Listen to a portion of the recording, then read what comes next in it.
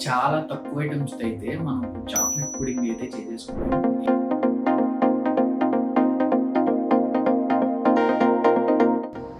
Chocolate milk అయితే కావాలి. Next cocoa powder.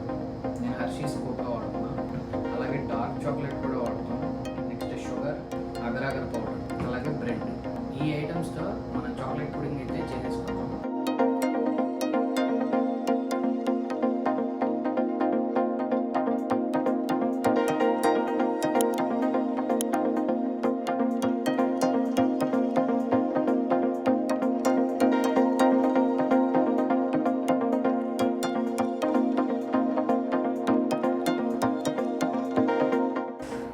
చూస్తానికైతే అదిరిపోయింది.